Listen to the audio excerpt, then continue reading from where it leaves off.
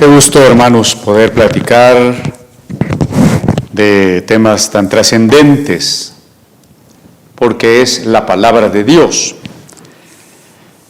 Y bueno, el día de hoy tenemos como título de la reflexión que el que se sometió, el que obedeció hasta la muerte, tiene autoridad para resucitar a todos los seres humanos que han de ser juzgados. Vean ustedes el contraste. El que se ha sometido y ha sido obediente más que cualquier ser humano es, sin embargo, el que ahora tiene la suprema autoridad. Una autoridad tan grande que implica o incluye el hecho de que sea Él quien ha de dar vida a los muertos. Y bueno, hemos visto a Jesús en la discusión con los líderes religiosos. La escena que está detrás mío es una pintura de alrededor del año 1500 de un pintor que se llamaba Luca Signorelli, un italiano, Luca Signorelli, y tituló a su pintura Resurrección de la carne.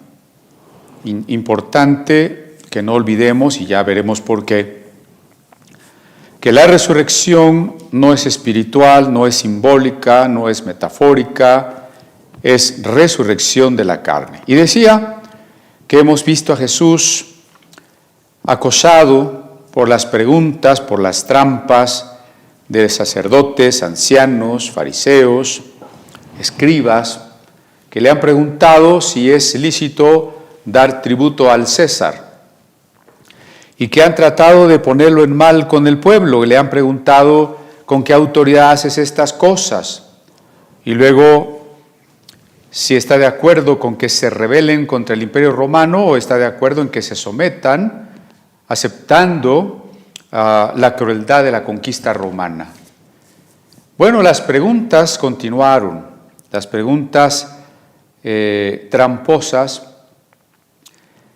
Y mire, quiero parafrasear la pregunta de esta otra manera, que usted mismo se puede hacer y que he escuchado de varios hermanos, ¿no? En la resurrección, la pareja, la esposa, el esposo que yo haya tenido en esta vida, ¿seguirá siendo mi esposo, mi esposa? Quizá los que se aman mucho dirán, la eternidad es corta para amarte, y les gustaría que en la eternidad siguieran siendo pareja. Los que ya no se soportan, bueno, qué bueno que en la eternidad ya no vamos a ser pareja. En el caso de algunas corrientes dentro de la iglesia de los mormones, algunas parejas se casan para el cielo, ¿no? Aunque un hombre tenga una o varias mujeres en la tierra, también se casa con ellas para el cielo. Así que esta pregunta es interesante, ¿no? ¿Qué tipo de relaciones habrá en la resurrección? Especialmente estas relaciones de pareja, de unión sexual. ¿Y qué pasaría? Porque son muchos los casos en que alguien tuvo varias parejas en esta vida. Se casó, se divorció, se volvió a casar. Hay personas que lo han hecho 3 o 4 veces, o tal vez sin la formalidad de una ceremonia de bodas, pero han tenido varias parejas. ¿Cuál de ellas, o todas, o ninguna, va a ser su pareja en la eternidad?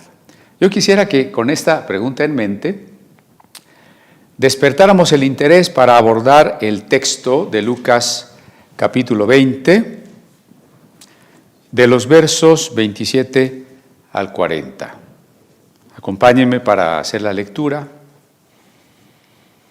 Llegando entonces algunos de los saduceos, los cuales niegan haber resurrección, le preguntaron diciendo: Maestro, Moisés nos escribió Si el hermano de alguno muriere teniendo mujer y no dejare hijos, que su hermano se case con ella y levante descendencia a su hermano. Hubo pues 7 hermanos, y el primero tomó esposa y murió sin hijos.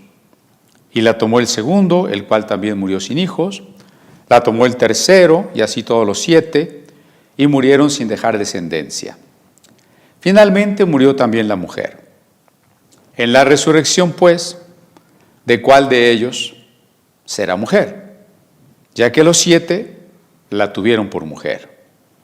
Entonces respondiendo Jesús les dijo: los hijos de este siglo se casan y se dan en casamiento, mas los que fueren tenidos por dignos de alcanzar aquel siglo y la resurrección de entre los muertos, ni se casan ni se dan en casamiento, porque no pueden ya más morir, pues son iguales a los ángeles, y son hijos de Dios al ser hijos de la resurrección.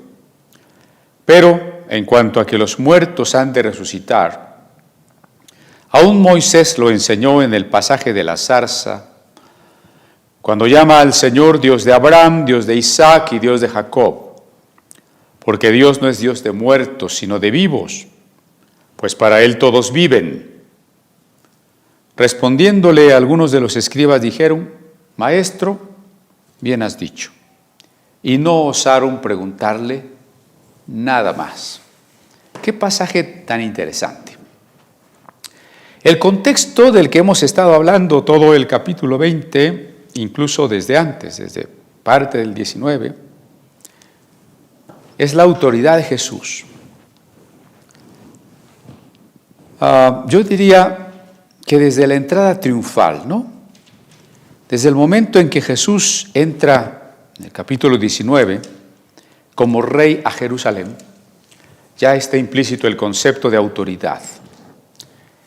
Una autoridad que la mayoría desconoce y que Jesús no es un rey mundano que en ese momento de su arribo a la ciudad sobre aquel asno realmente tome el poder y tenga una corona y sea bien recibido por todos. Decíamos que es una ironía profética, pero ya está implícito el tema de la autoridad.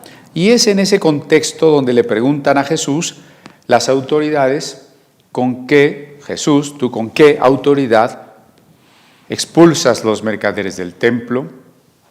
¿Con qué autoridad enseñas? ¿Con qué autoridad has entrado como un rey a la ciudad capital de Judá?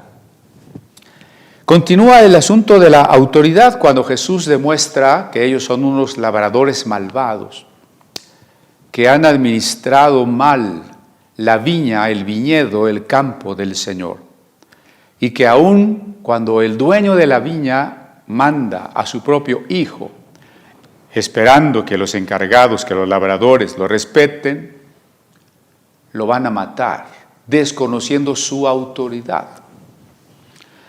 Y los líderes se enfurecen porque han comprendido que Jesús ha dicho esta parábola por causa de ellos. Y ahora le tientan con la pregunta de la monedita que teníamos aquí el domingo pasado y que les mostré en una foto, el denario de plata con la imagen de Tiberio. ¿Es lícito dar tributo al César o no? Jesús contesta de manera en que pone cada una de las autoridades en el lugar que le corresponde. Y decíamos que toda autoridad se origina y procede solo legítimamente de Dios.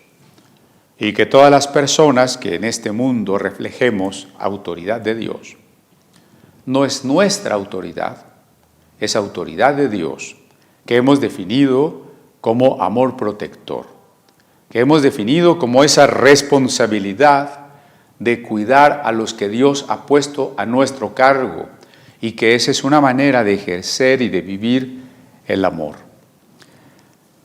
Ahora, cierro aquella parte de que Jesús dice: dad al César lo que es del César y a Dios lo que es de Dios. Jesús se dirige a Jerusalén. Desde el capítulo 12 El evangelista Lucas nos ha insistido que Jesús va camino hacia su muerte. Y a pesar de ello, sabiendo que los judíos, por supuesto, en colusión con los romanos, le van a matar, Jesús dice, hay que sujetarse al César, hay que reconocer el tributo y la sujeción que corresponde al gobernante, al emperador romano. Y aquí yo pensaba, ¿no? ¿De qué manera Jesús se atrevió a decir que había que someterse a los poderes establecidos en este mundo, sabiendo que esos poderes le matarían? Porque yo les comentaba la sesión pasada que aún en mandatos injustos estamos obligados a obedecer. Y que solo hay una salvedad para no obedecer, y esa es cuando una autoridad mayor, que es la palabra de Dios, nos indica claramente lo contrario de lo que una autoridad nos está ordenando. Pero de no ser ese el caso, si lo que me piden es injusto, pero no viola un mandato positivo y claro de la Biblia, aunque para mí sea injusto, estoy obligado a obedecer. Así el hijo que recibe del padre una orden que al hijo no le gusta, tiene que obedecer al padre, porque no le gusta al hijo porque le va a costar esfuerzo, trabajo, disciplina, pero tiene que obedecer al padre. Y acabo de decir que Jesús fue obediente hasta la muerte. Y no es decir cualquier cosa, obediente hasta la muerte y muerte de cruz. Lo que desde una perspectiva era injusto porque Jesús no merecía morir. Ahora Jesús dice que hay que reconocer al César sabiendo que el César o los poderes que el César representa le van a matar. Jesús no obedece porque le conviene. Jesús obedece porque ese es el deber. Y esto es muy importante. Nosotros no podemos hacer el bien por conveniencia. No podemos calcular si me va a beneficiar comportarme de una manera correcta, entonces lo hago. Pero si me va a perjudicar comportarme de una manera correcta, entonces mejor no me comporto bien. El bien se sigue. Si las consecuencias son benéficas y agradables, o si las consecuencias son adversas y dolorosas. Diríamos que aquí podemos también recordar a Sócrates. Sócrates fue juzgado injustamente y fue condenado injustamente por delitos que no había cometido en la ciudad de Atenas, siendo el filósofo por excelencia de la antigüedad, de la época de las discusiones con los sofistas. Fue condenado a muerte. Y sus amigos sobornaron a algunos guardias y prepararon la fuga y prepararon un barco para que Sócrates huyera a otra ciudad. Y cuando le dijeron, Sócrates, es momento de que te escapes, salva tu vida, tú vales mucho, no te dejes matar injustamente, Sócrates no se dejó convencer. Él dijo, tenemos que obedecer a la república, tenemos que obedecer las leyes. Toda la vida he enseñado que para vivir en armonía en sociedad tenemos que obedecer las leyes. Y ahora que me encuentro en peligro de muerte, yo seré el primero en desobedecer las leyes como un niño que le teme a la muerte. Y Sócrates se negó a huir y llegado el día, tomó valientemente la cicuta, el veneno, al que estaba condenado para beber y murió con la dignidad del que obedece las leyes y del que no tiene miedo a la muerte. Así es con Jesús. Jesús sabe que lo van a matar y sin embargo le contesta a saduceos, escribas, fariseos, sacerdotes, ancianos, con la verdad y sin ambajes. Sabe que los poderes del César le llevarán a la cruz, pero dice, sujétense al César, den al César lo que es del César. cuando la vida nos va de por medio, en aquello que afirmamos y creemos, entonces si seguimos sosteniéndolo, somos coherentes y somos valientes. Pero si cuando el precio es alto, dejamos de lado todo aquello que habíamos postulado y habíamos creído, entramos en una plena contradicción de nuestra vida. Hay que admirar de Jesús. No solo se sometió a su Padre, por supuesto que sí, se sometió a Dios, su Padre, pero se sometió también a los hombres que lo iban a matar, que lo escarnecerían, que lo torturarían. Se sometió al imperio que tenía conquistado injustamente, indebidamente, a otros países más débiles, como era el caso de Judá. Insisto, sabiendo que esos mismos poderes le matarían. Y entonces, saquemos esta primera conclusión. Siendo Jesús el origen de la autoridad, porque dijimos que toda autoridad legítima tiene su origen en Dios, proviene de Dios. Jesús como verbo eterno, Jesús en su naturaleza divina, es el origen de toda autoridad. Y siendo el origen de toda autoridad, Jesús se sometió más que cualquier ser humano. Jesús fue más obediente que cualquiera de nosotros.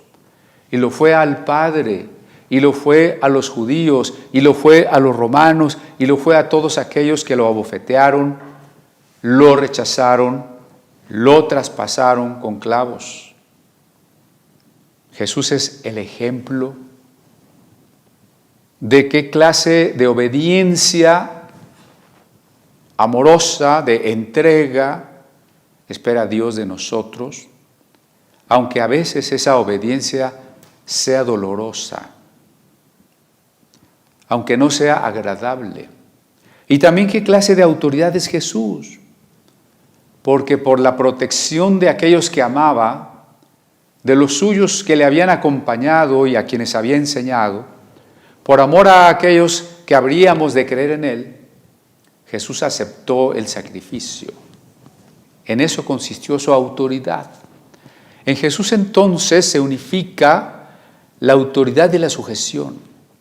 La sujeción porque se niega a sí mismo y porque se somete al Padre y a los hombres que le humillan. Pero en ese mismo hecho consiste su autoridad, porque su entrega se debe a un amor protector, a un amor que salva a los amados, y en eso consiste el que Él pueda decir de manera victoriosa, con aquel grito de victoria, porque toda autoridad me ha sido dada en el cielo y en la tierra. Maravilloso este tema, ¿eh? Ahora, la autoridad de Jesús, porque siempre hay que preguntarnos, y yo les he insistido, Lucas no es un distraído que de un versículo a otro cambió de tema como si se le hubiera olvidado el anterior. Así que tenemos que preguntarnos si el tema desde el capítulo 19 y todo lo que va del 20 es la autoridad, y luego viene la pregunta por la resurrección, ¿Lucas cambió de tema o continúa implícito el tema de la autoridad? Y yo digo que continúa el tema de la autoridad, y por eso he titulado a la plática que el que se sometió hasta la muerte tiene autoridad para resucitar. Y es que precisamente en este pasaje se trata de cómo la autoridad de Jesús trasciende como para resucitar a los muertos. Todo el Evangelio de Lucas ha llamado a Jesús, y Él mismo se ha llamado el Hijo del Hombre. Y aunque en los Evangelios la figura del Hijo del Hombre ahora es la figura de alguien humillado que va hacia la cruz y que va a morir, también es cierto que desde la literatura judía de unos 3 o 4 siglos antes, como el libro de Enoc, se hablaba del Hijo del Hombre precisamente como aquella figura humana y celestial al mismo tiempo, que tendría la autoridad para resucitar a todos los seres humanos y juzgarlos, y para que los justos resucitados convivieran con Él por siempre. Entonces, aquí el Hijo del Hombre, humillado y crucificado, trasciende en su autoridad a ser el Hijo del Hombre contemplado por la apocalíptica judía como aquella figura que tendría la autoridad para resucitar y juzgar a todo ser humano. Y entonces, voy a adelantarme solo brevemente, porque en el verso 41 de Lucas 20 comienza el tema donde Jesús demuestra que aunque Él es descendiente y se le llama hijo de David, es superior al rey David. Y luego acusa a los escribas de una religión falsa, devorando las casas de las viudas, de una piedad aparente, pero que estorban la entrada al reino de Dios, al pueblo, y explotan al pueblo de Dios. Por tanto, la autoridad de Jesús, que hemos visto en su entrada como rey, que hemos visto en la limpieza del templo, que hemos visto en la manera de enseñar y predicar, la autoridad de Jesús trasciende, porque Él resucitará a los muertos, porque Él, siendo descendiente de David, es también el Señor de David, y porque es la verdadera entrada al reino que sus enemigos están estorbando. Bien, ahora vamos directamente a nuestro pasaje. Continúan las preguntas de desafío, ¿no? Así que el verso 27. Llegando entonces algunos de los saduceos, los cuales niegan haber resurrección, le preguntaron. Aquí me voy a detener. ¿Quiénes son los saduceos?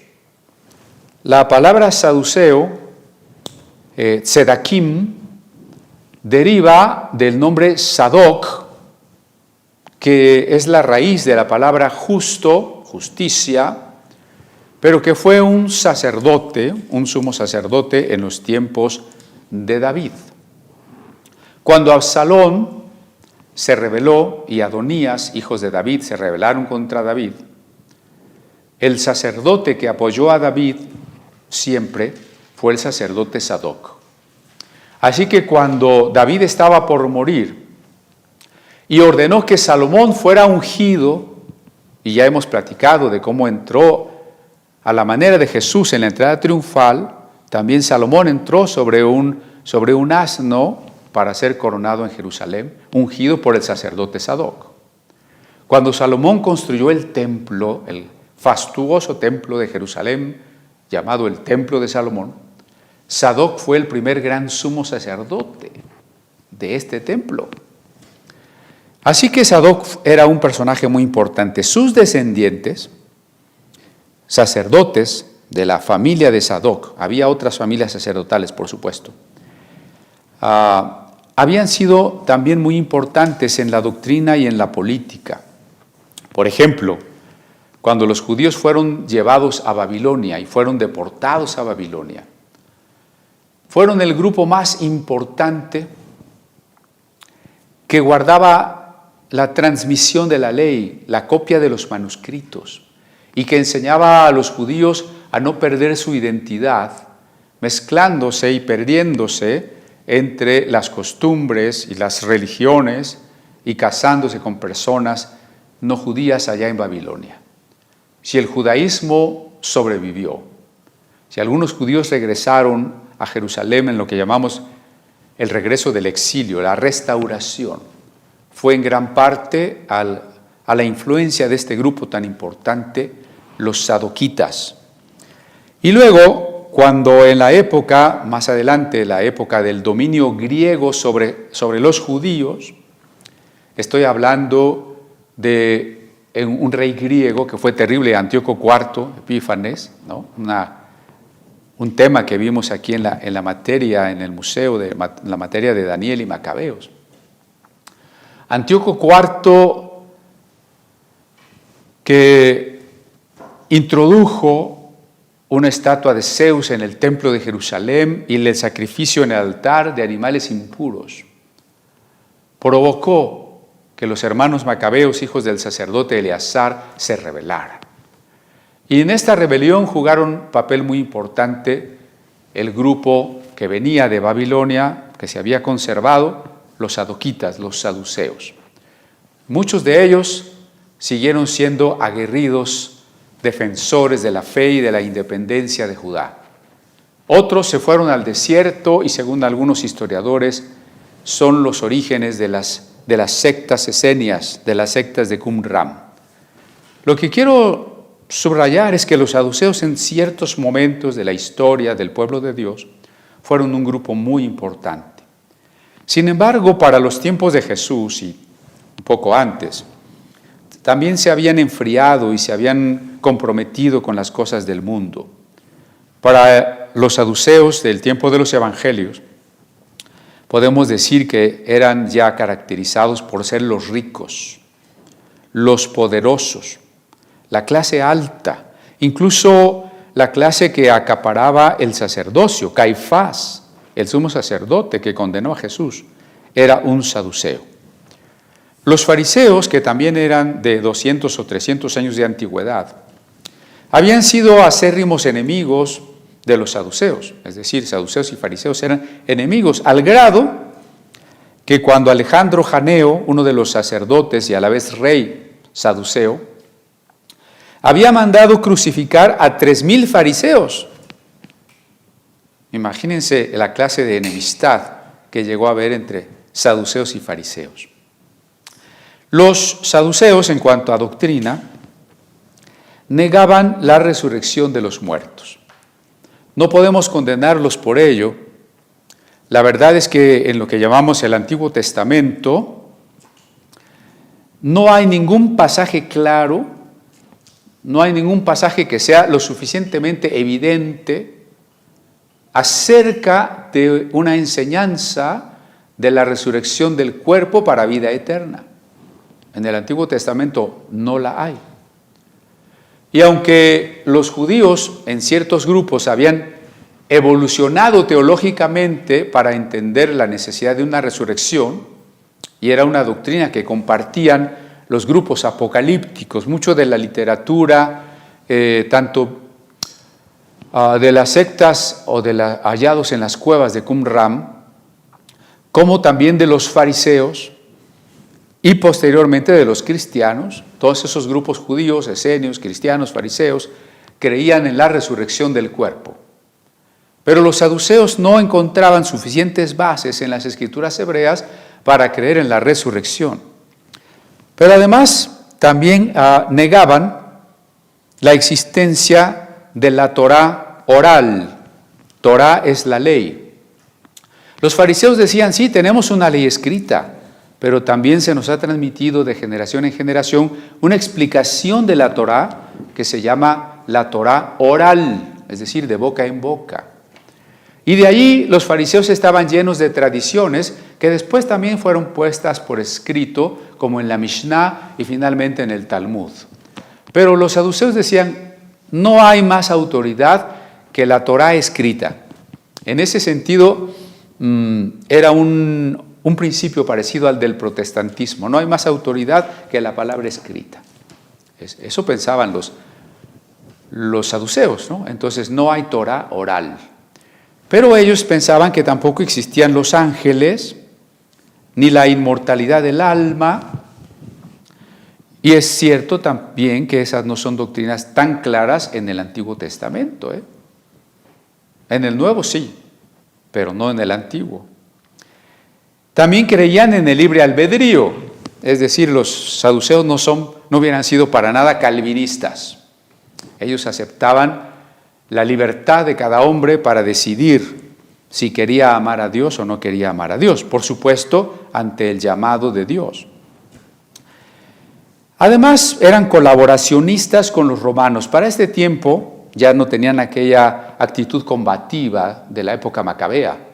Ahora ya eran aliados de Roma porque ya eran ricos, ya estaban bien posicionados como sacerdotes y les convenía ser de alguna manera cómplices de Roma. Pero además los saduceos, al no creer en una vida eterna, si no creen en la inmortalidad del alma y no creen en la resurrección del cuerpo, entonces no creen en una vida eterna. Entonces, ¿qué era para ellos la salvación? Lo que dice el Deuteronomio. Si tú guardas la ley, Dios te va a bendecir, vas a ser rico, tus animales, tus cosechas, tu esposa no abortará, serán fructíferos. tendrás larga vida, buena fama. Y entonces, muy al estilo de los amigos de Job y muy al estilo de las bendiciones del Deuteronomio, los saduceos pensaban que servir a Dios y guardar la ley les favorecía en esta vida porque no había otra vida. Pero finalmente eso los había llevado al hedonismo. El hedonismo es la posición que procura el mayor placer con el menor dolor. Si esta vida es todo, entonces pues vamos a gozar esta vida lo más que se pueda. Por supuesto, no un tipo de placeres que finalmente nos traigan más dolores, porque entonces en vez de disfrutar vamos a sufrir. De una manera inteligente, racional, mesurada, pero finalmente el placer era el objeto de la vida en la nueva manera de ser de los saduceos. Bueno, estos son los saduceos, ¿no? Con esto he querido describir algo de quienes se acercaban a Jesús. Había algo muy interesante, también había una discusión entre saduceos y fariseos sobre cuándo se celebraba la fiesta de Shavuot, que para nosotros se llama Pentecostés, que es lo mismo, fiesta de las semanas o 50 días, Shavuot, Pentecostés. Y entonces los fariseos siempre pensaban que el Pentecostés debía caer en sábado. Pero los saduceos, contando de mejor manera desde la fiesta de las primicias, habían llegado a la conclusión de que el Pentecostés siempre tenía que celebrarse el primer día de la semana, es decir, domingo. Y en eso también coinciden con los cristianos, porque incluso llamamos a esa fiesta Domingo de Pentecostés. Eso me pareció muy interesante, Los saduceos desaparecieron hasta cierto punto cuando Roma destruyó Jerusalén. Los fariseos sobrevivieron y han sobrevivido hasta la fecha con lo que llamamos judaísmo ortodoxo. Pero los saduceos no desaparecieron por completo. Sobrevivieron en un grupo que incluso llegó hasta la Edad Media, que se llamaban los caraítas. De cara, que quiere decir la lectura, los que leían el texto y, como dije, se apegaban a otorgar autoridad solamente a lo que estaba escrito. De estos caraítas se supone, es probable, que un libro de la Biblia fue escrito por un saduceo, y esa es la sabiduría de Ben Sirac. Y tal vez usted diga, bueno, no está en mi Biblia. No está en su Biblia tal vez, pero en muchas otras Biblias de otras iglesias, como la iglesia católica, la iglesia griega, las iglesias orientales, sí se encuentra el libro de sabiduría de Ben Sirac. Bueno, hasta aquí dejo la presentación de quiénes eran los saduceos. Y releo, ¿no? Llegan los saduceos, los cuales niegan haber resurrección, y le preguntan, verso 28, diciendo, Maestro, Moisés nos escribió, si el hermano de alguno muriere teniendo mujer y no dejare hijos, que su hermano se case con ella. Eso es así tan escuetamente dicho, suena medio enredoso. Esto se llamaba la ley del levirato. Si usted quiere consultarlo ya con calma en casita, está en Deuteronomio capítulo 25, pero se lo voy a parafrasear. Dios estaba interesado en que, y está interesado, en que nosotros de alguna manera pervivamos en nuestros hijos. Nuestro nombre, nuestra herencia, nuestros genes, por supuesto, ¿no?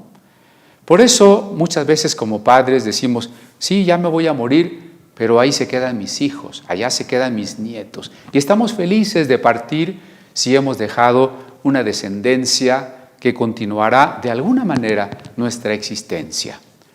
Pues considerando precisamente esto, que digamos que todo esto está diseñado incluso en la biología, hasta en los animales. Los animales machos luchan uno contra otro para ver quién va a tener el derecho de aparearse, porque el que se aparea con la hembra es quien va a tener descendencia y el otro no.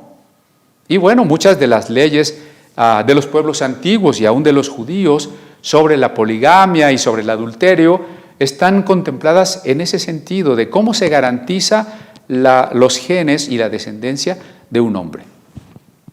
Bueno, considerando eso, entonces Dios había dicho, la tierra está repartida por tribus y en cada tribu la tierra está repartida por familias.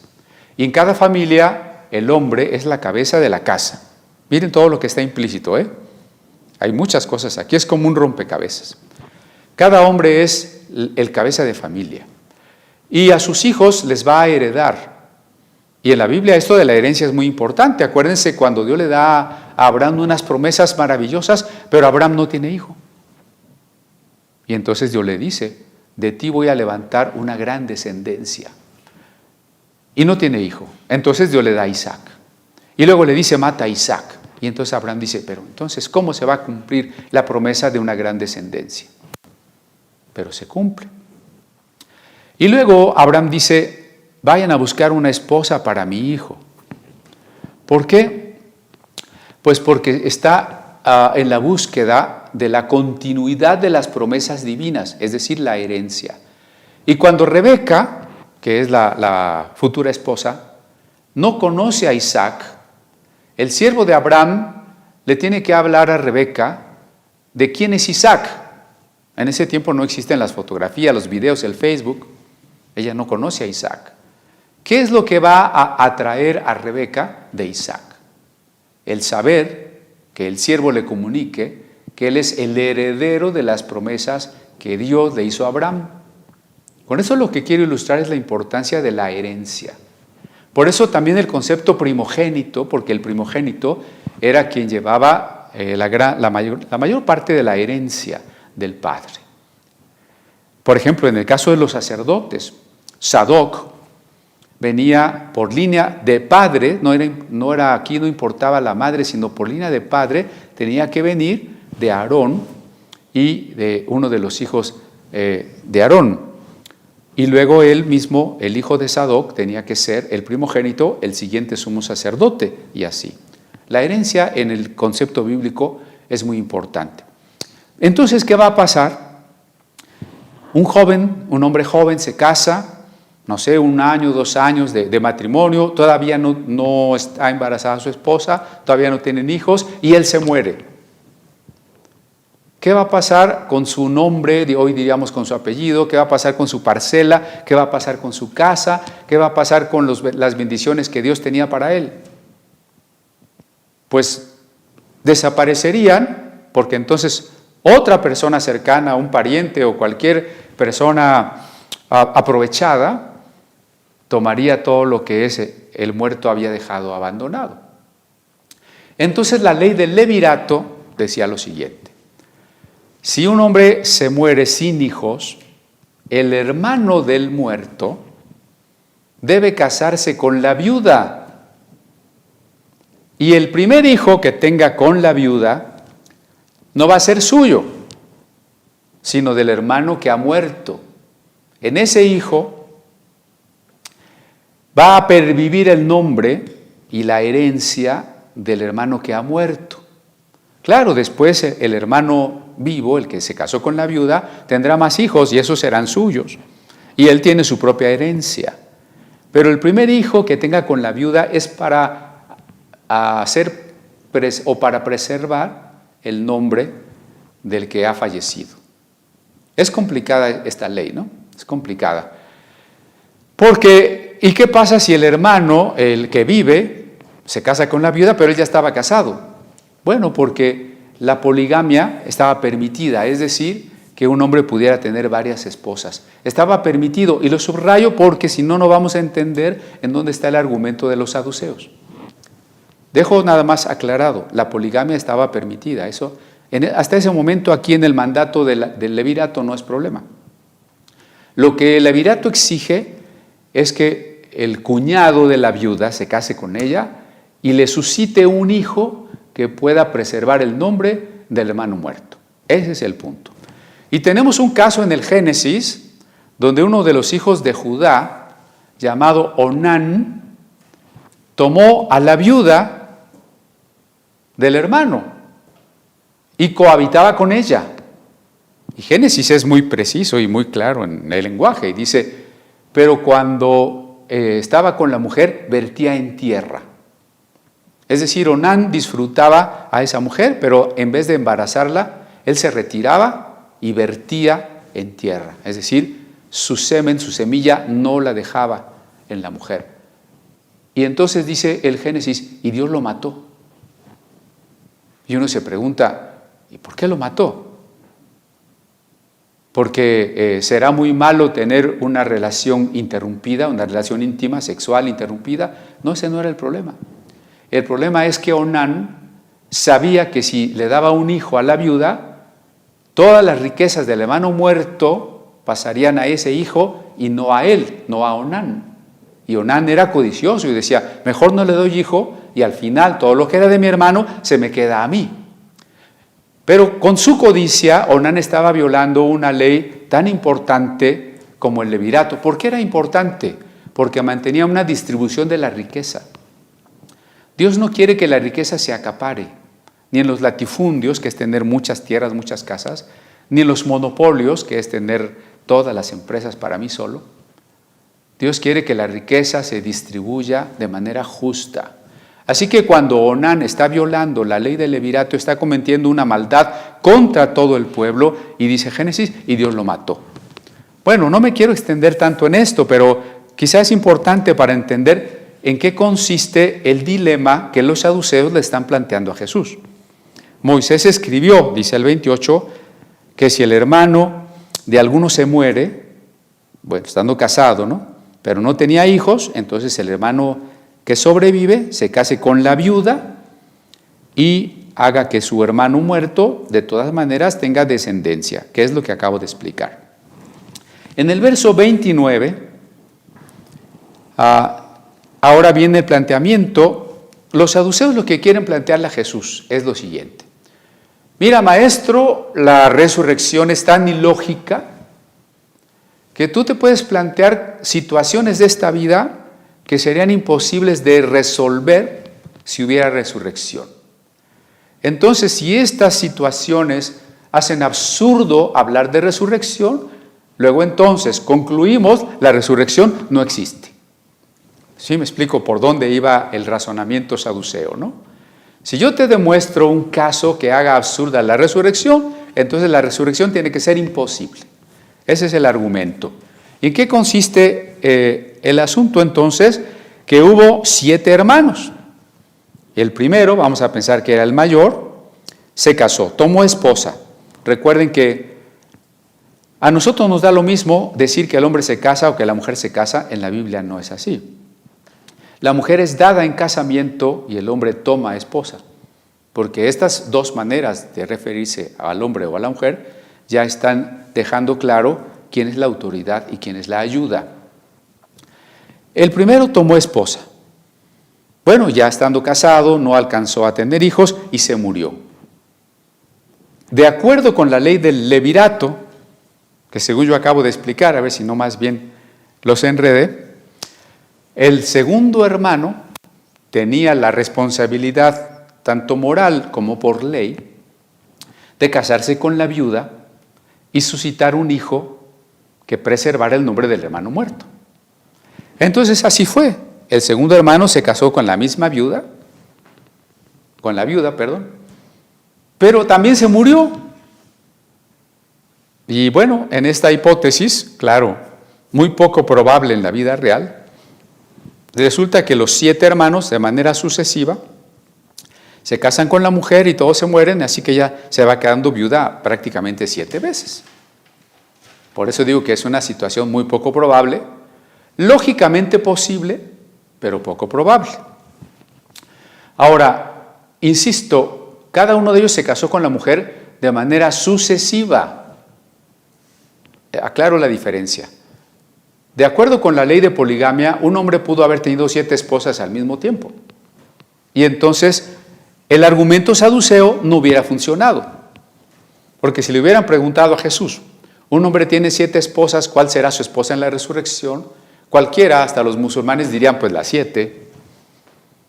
¿Sí? Pero aquí estamos en un caso diferente. La mujer no puede ser poliándrica, es decir, no puede tener varios maridos al mismo tiempo, porque constituiría adulterio y el adulterio era penado con la muerte, ¿no? A ver, están implícitas aquí muchas sutilezas de la ley, ¿no?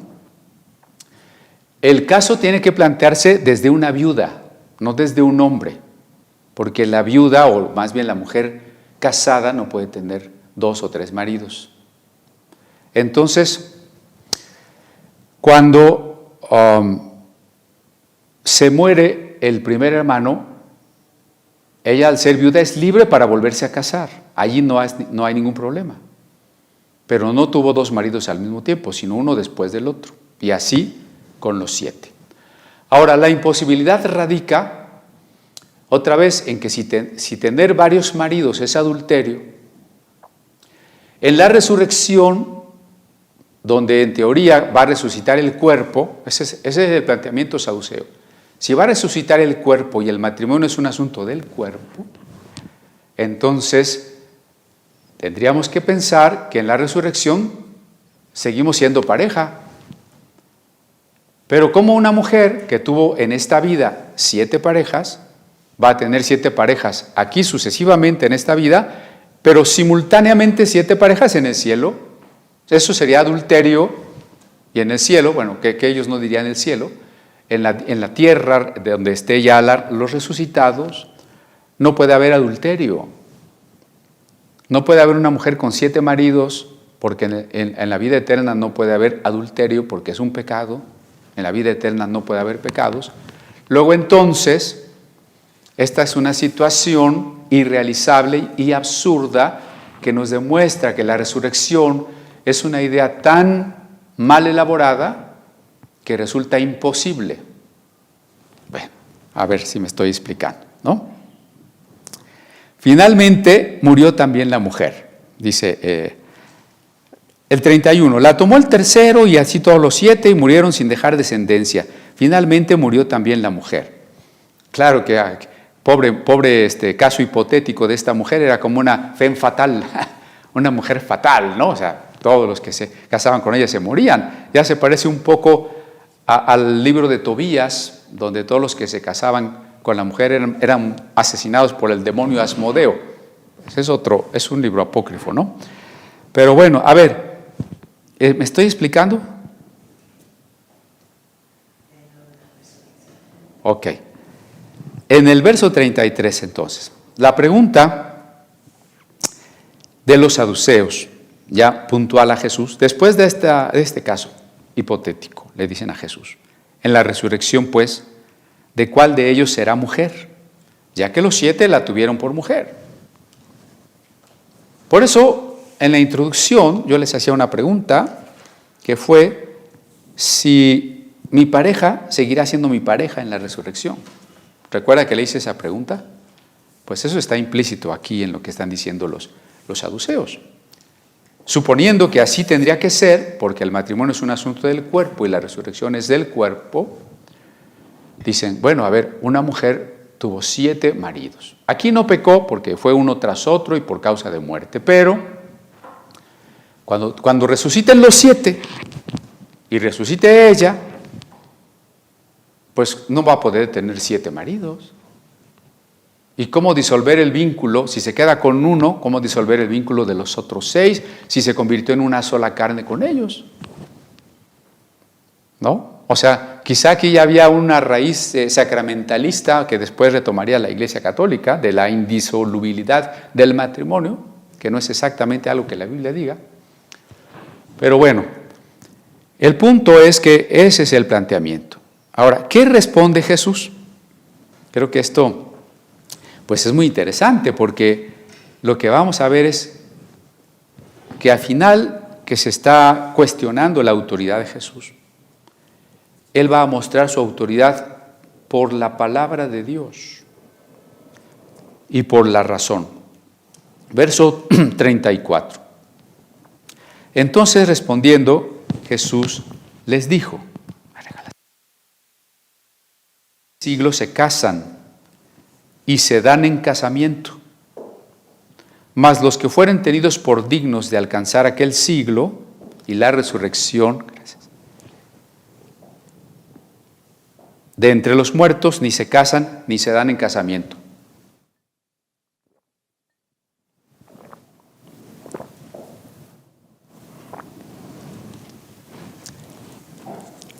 Sí, los hijos de este siglo, la frase este siglo, diríamos, se entiende como este mundo, como esta dimensión donde todavía nuestro cuerpo es mortal. Nosotros, en esta vida, nos casamos. Los hombres toman esposa, las mujeres son dadas en casamiento. Y esto de acuerdo con el relato simbólico del Génesis, desde los albores de la humanidad. Dice, Dios no es bueno que el hombre esté solo y le entrega a la mujer una ayuda idónea. Los hijos de este siglo, es decir, de la vida mortal, tenemos que casarnos. Si no nos casáramos, pues pronto la especie humana desaparecería. No perviviríamos ni en la memoria, ni en los genes, ni en las obras que hayamos realizado. Hoy, el relativismo moral que aqueja al mundo está orillándolo peligrosamente a un invierno demográfico, es decir, a que no haya la suficiente reproducción, no haya la tasa de natalidad suficiente para que la humanidad perviva, aunque aparentemente se hable de sobrepoblación. Muchos de los jóvenes no quieren tener hijos y ahora hay muchísimos métodos para evitarlo. Y una gran proporción de la población mundial es ahora homosexual, que no quiere tener hijos y tampoco puede, porque dos personas del mismo sexo no pueden tener hijos porque no son complementarios. La humanidad está viviendo eso. Sin embargo, Jesús dice que tener hijos, ser familia, casarse, es una tarea de esta vida. Es una tarea que Dios nos ha mandado. De los pocos mandatos que el hombre recibió antes de aquel relato que se llama, o que llamamos la caída, estaba ese: unirse, hacerse una sola carne, multiplicarse y llenar la tierra. Los hijos de este siglo se casan y se dan en casamiento. O sea, se casan los hombres, se dan en casamiento las mujeres. 35. Mas los que fueren tenidos por dignos, parémonos en las frases. Ser digno de resucitar, en otras palabras, ¿quién es digno de resucitar? Nadie por sí mismo. Por eso la frase no es exactamente quien sea digno, sino quien sea tenido por digno. ¿Y quién nos va a tener o a considerar dignos? Dios. A esta doctrina se le llama la justificación. Es Dios quien, a pesar de que yo soy pecador, ha decidido perdonarme y me ha declarado inocente, me ha declarado limpio. Eso se llama justificación. Los que sean tenidos por dignos de alcanzar aquel siglo. ¿Cuál es aquel siglo? La vida eterna. Esta es una forma poética, metafórica, ¿no? De decir, este siglo, este eón, esta época, este mundo, todo es lo mismo.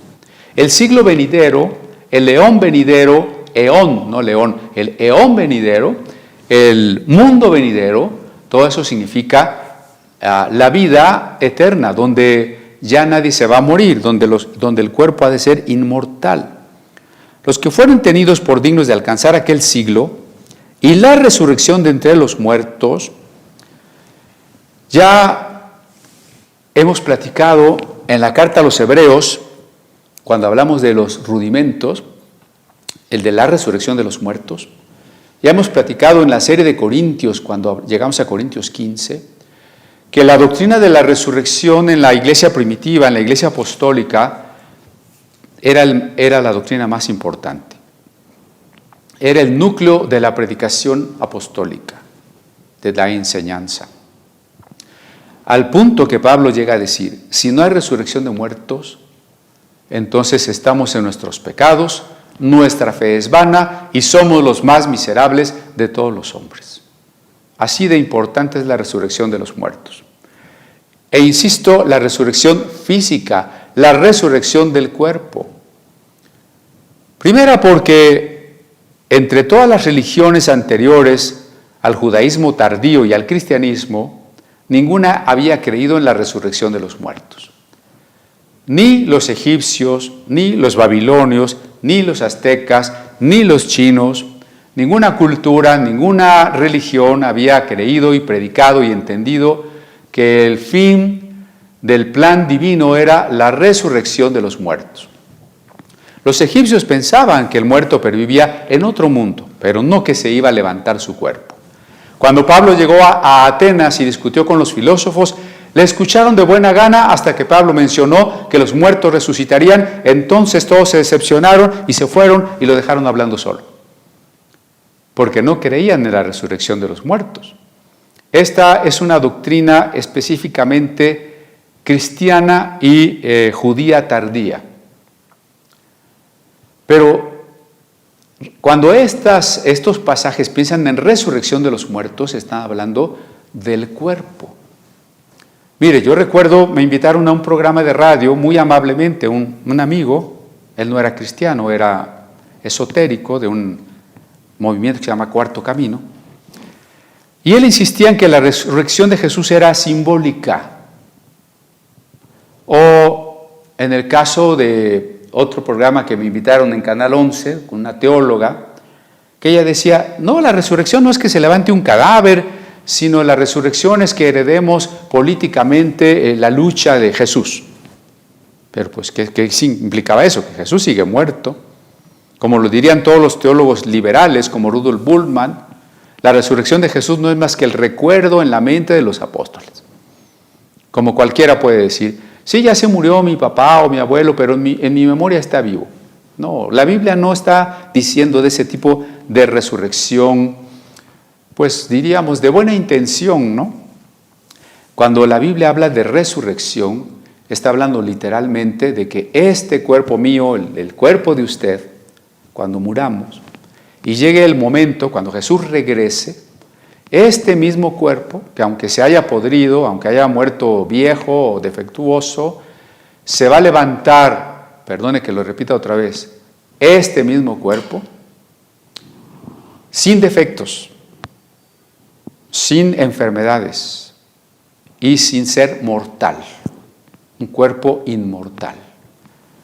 Podríamos bordar toda la plática ya sobre este tema, pero léalo usted también con calma.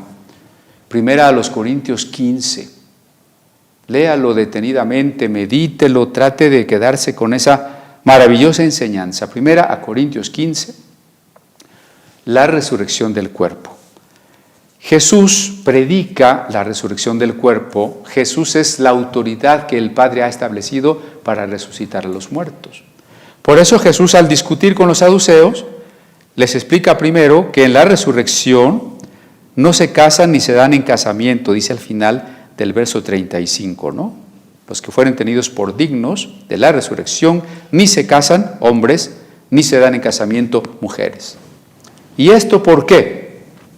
Hay que aclararlo con mucho cuidado. Bueno, de una vez leamos el que sigue, porque ahí dice, porque no pueden ya más morir, pues son iguales a los ángeles, y son hijos de Dios al ser hijos de la resurrección. Es decir, aquí Jesús nos da dos razones, ¿no?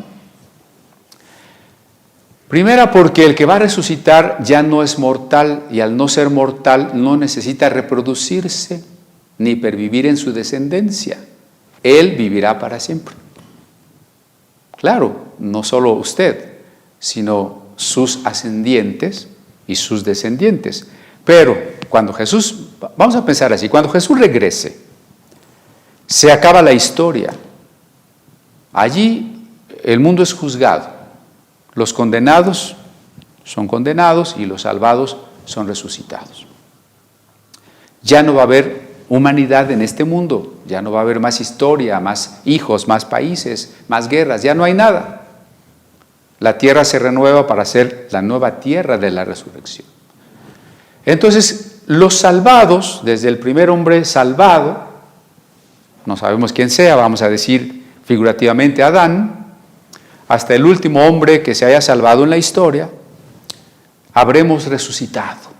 Usted y yo y su familia y los hermanos de la iglesia y sus nietos y los tataranietos que usted no va a ver, todos habremos resucitado. Pero ya no vamos a tener más hijos. Porque de tener hijos nunca se acabaría la historia, sería una sucesión eterna. Porque si los que ahora estamos salvados, e incluso ya estuviéramos resucitados, tenemos más hijos, esos hijos tendrían que pasar la misma prueba que todo ser humano. De la libertad, la prueba de la libertad. Tú, recién nacido, bueno, crecido, persona ahora consciente, ¿quiere seguir a Dios o no quiere seguir a Dios? Y así la humanidad eternamente estaría reproduciéndose y tomando la decisión de seguir a Dios o no seguir a Dios. Pero desde la perspectiva bíblica la historia no es eterna. La historia tuvo un principio, la creación del mundo, la creación del hombre, y la historia tiene un final, el retorno de Cristo y la renovación del mundo. Si la historia tiene sus límites, su principio y su fin, entonces cuando la historia llega a su fin, ya no hay más hijos, ya no hay más reproducción, las personas que resucitaron son inmortales, no necesitan pervivir en una descendencia y por eso, dice Jesús, los resucitados no van a tener hijos. Y si no van a tener hijos, entonces una de las razones fundamentales de la intimidad sexual de los esposos es la reproducción. Dije hace rato que las personas del mismo sexo no pueden tener hijos. Y eso es una prueba biológica y teológica de que eso no es un matrimonio. Los matrimonios auténticos son complementarios entre hombre y mujer y por eso, de estar sanos, pueden tener hijos. Pero si el matrimonio ya no va a cumplir esa función reproductiva, entonces desaparece como tal. Pero no desaparece el hecho de ser masculino y femenino. Porque dice aquí serán como los ángeles, pero ¿cómo pintan a veces los ángeles? Como asexuados, ¿no? Los ángeles son imaginados como varones, pero con una larga cabellera, un semblante muy delicado, unos movimientos así casi afeminados. Y por eso a muchos pintores y diseñadores homosexuales les encantan los temas de ángeles, porque parecen indefinidos sexualmente. No es así. En la Biblia, cuando se habla de aparición de ángeles, ángeles que se aparecen a Abraham, que se aparecen a Lot, etc., generalmente se pintan como varones, y no es que haya algo contra las mujeres, y tampoco que los ángeles sean necesariamente varones. Ser varón o ser mujer es un asunto de los seres humanos nada más, de la biología, de lo material, del cuerpo. Pero justo es decir que el hombre es hombre en espíritu, alma y cuerpo. Usted no es hombre solo por sus características de los órganos sexuales primarios y de los órganos sexuales secundarios, ¿no? Sí, en ese sentido usted es un hombre biológicamente hablando. Pero también en su carácter, el carácter del hombre es diferente al de la mujer. El carácter del hombre es más decidido, violento, más calculador, capaz de ver una totalidad, y su cerebro funciona de otra manera y percibe las cosas de otra manera y su lenguaje funciona de otra manera. Pero también espiritualmente el hombre tiene ciertos dones, ciertos llamados, ciertas capacidades. Igualmente la mujer.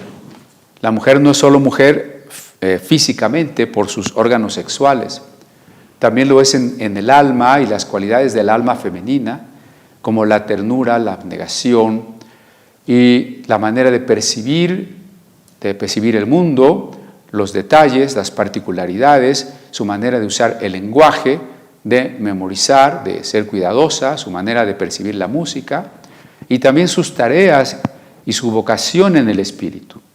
Somos hombre o mujer en cuerpo, alma y espíritu. Cuando degradamos el cuerpo para ser o pretender, no podemos ser, solo pretender ser el sexo que no somos, estamos degradando también al alma y al espíritu. Entonces, en la resurrección, los hombres seguirán siendo hombres y las mujeres mujeres. Lo único que está diciendo Jesús es que no tendremos ya la necesidad de la función reproductiva porque la historia se ha cerrado y ya no va a haber más seres nuevos, ya no van a nacer más niños, ¿no? Bueno, y entonces continúa Jesús. No pueden ya más morir, pues son iguales a los ángeles y son hijos de Dios al ser hijos de la resurrección. Estoy en el 36. Vean cómo equipara Jesús el ser hijo de Dios al ser hijo de la resurrección. Claro, ser hijo de es una manera, un hebraísmo para decir que participamos de la naturaleza de algo.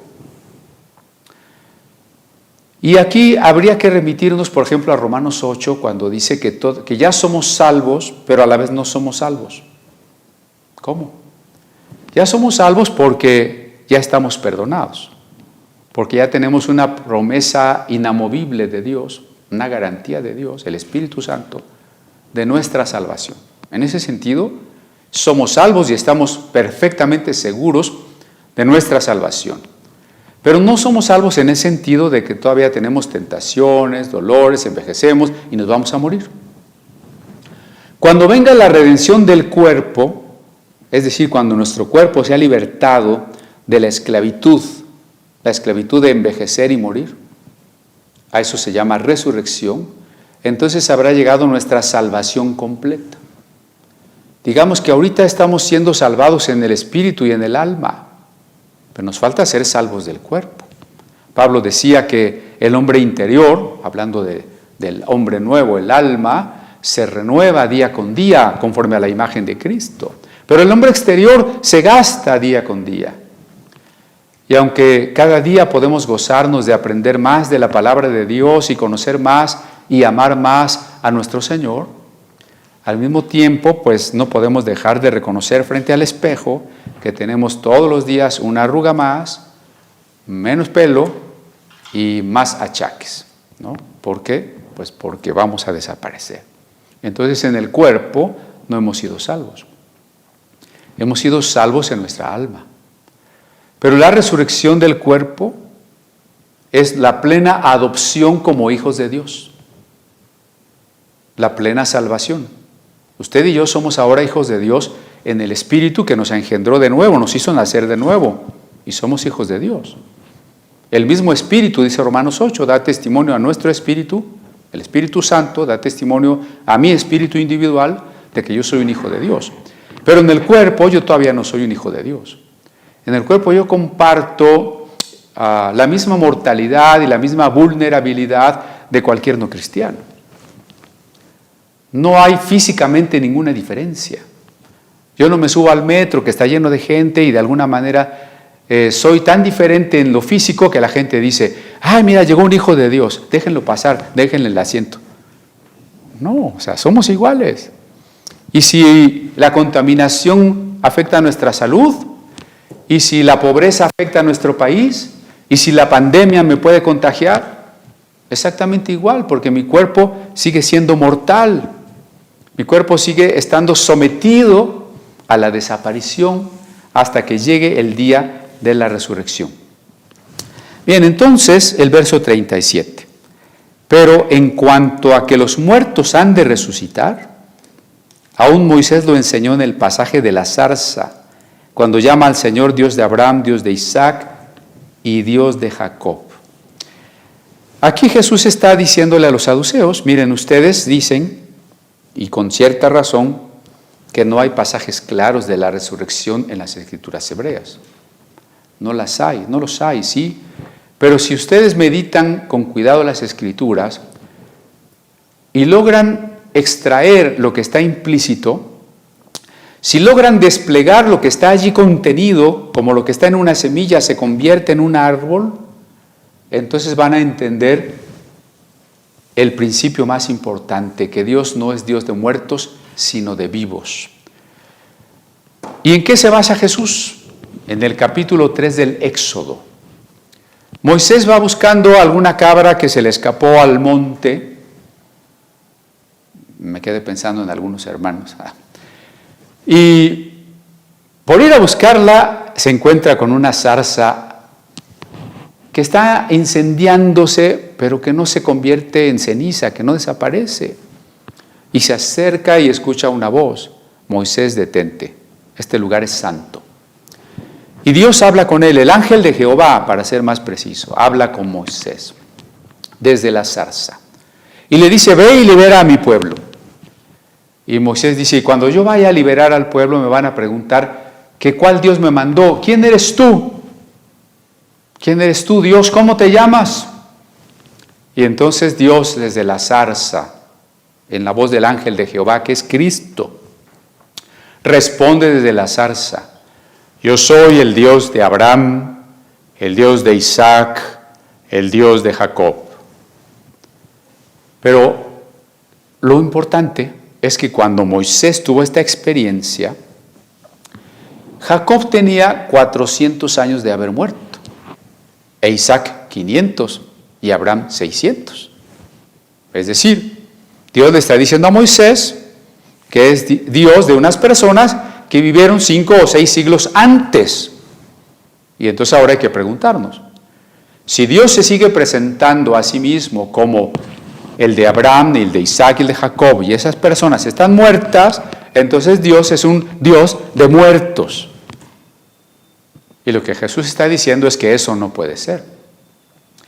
Que si Dios sigue llamándose del nombre de unas personas que ya no están sobre la tierra, Abraham, Isaac y Jacob, implica que Dios no puede ser Dios de muertos, sino de vivos, y por tanto, Abraham, Isaac y Jacob tienen que estar vivos. Y tienen que estar vivos de 2 maneras. Una, en el alma, porque aunque sus cuerpos hayan fenecido y estén sepultados, ellos tienen que estar vivos. Acuérdense cuando en Lucas 16 estudiamos que murió el mendigo y fue llevado por los ángeles al seno de Abraham, y hasta le pidió luego el rico fue condenado y le pedía a Abraham un poco de agua. Los que han muerto en el Señor están vivos. Los que han muerto en el Señor están vivos. Por eso cuando Lázaro, el otro Lázaro, el amigo de Jesús, murió, y su hermana le recriminaba a Jesús, él le contestó: el que cree en mí, aunque esté muerto, vivirá. Bienaventurados los que de ahora en adelante mueren en el Señor, porque sus obras con ellos siguen. Así que el que ha muerto está vivo, primero en su alma, como lo estudiamos ya en Lucas 16, no me voy a extender en ello, usted puede mirar ese video. Está disfrutando de la comunión con Dios.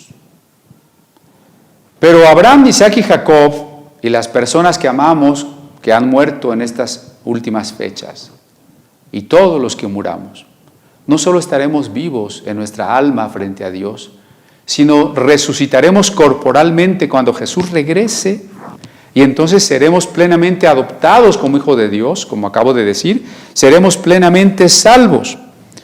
Y entonces, acompáñame a leer en griego el verso 38, Lucas 20:38, que he tomado como verso central de todo esto que estamos dilucidando. ¿Lo tenemos? Sí, gracias, en cabina. Dice el verso: Theos deuk estinekron aladzonton, pandesgrafton zosin. Ahora lo leemos despacio. Theos, Dios, deuk, empero no, estin necrón, no es de muertos. Alá, sino zonton, de vivos. Pandes, todos, gar aftozozin, en efecto, para él viven. Me gusta más así, palabra por palabra, ¿no? Los que están muertos, en efecto, todos, para él viven. O sea, aunque estén muertos para esta tierra, ¿no? Para este cuerpo que caminaba aquí, viven en la presencia de Dios, en la comunión con Dios. Claro, Dios es omnipresente, pero me refiero aquí a una comunión más íntima, en espera de la resurrección. Así que, bueno, ya nadie osaba preguntarle nada. Los escribas, probablemente más afines a los fariseos, le dijeron: maestro, bien has dicho, dejaste callados a los saduceos, ahora sí, te felicitamos. Pero a nosotros nos deja una enseñanza muy grata de esperanza. Nuestro Señor nos promete como doctrina y promesa central la resurrección de nuestro cuerpo. Por favor, hermano, en la tristeza de nuestros muertos, que se han incrementado mucho en estos 2 años de pandemia, en nuestra tristeza también, al mismo tiempo, tengamos el consuelo de saber que ellos van a resucitar y que nosotros vamos a resucitar y que nos vamos a encontrar, y que si no va a haber matrimonios, si ya no vamos a hacer matrimonios, sí vamos a saber quién fue quién, Y nos vamos a amar porque la vida eterna consiste en el amor perfecto entre Cristo y nosotros y entre todos los que hayamos sido salvos. Ya no va a haber rencores, chismes, divisiones, odios. La ciudad dorada es un símbolo de una iglesia que se ama sin ningún impedimento, sin ningún pecado. Y entonces usted sabrá quién fue su hijo, quién fue su pareja, quién fue su padre, quién fue su abuelo. Y nos abrazaremos y nos gozaremos de haber llegado a la vida de resurrección en el siglo venidero. Por tanto, Dios es Dios de vivos, no de muertos. Nuestros familiares y amigos y hermanos muertos, mientras la resurrección no suceda, están conscientes en su alma, espíritu, disfrutando la comunión con Dios. Cuando Jesús regrese, ellos y nosotros, como dice Pablo a los tesalonicenses, recibiremos ya nuestro cuerpo inmortal. Y entonces sí, a gozar de la vida nueva, de la tierra nueva, como Dios la hará sin ningún defecto. A gozar de la comunión íntima, la amistad, el amor, el matrimonio con Cristo. Y a gozar de conocernos, platicarnos todo lo que nos pasó en esta vida, abrazarnos y alegrarnos por todos aquellos que no faltaron, todos aquellos que estarán presentes en la vida eterna. Maravillosas palabras de Jesús con las cuales cierro.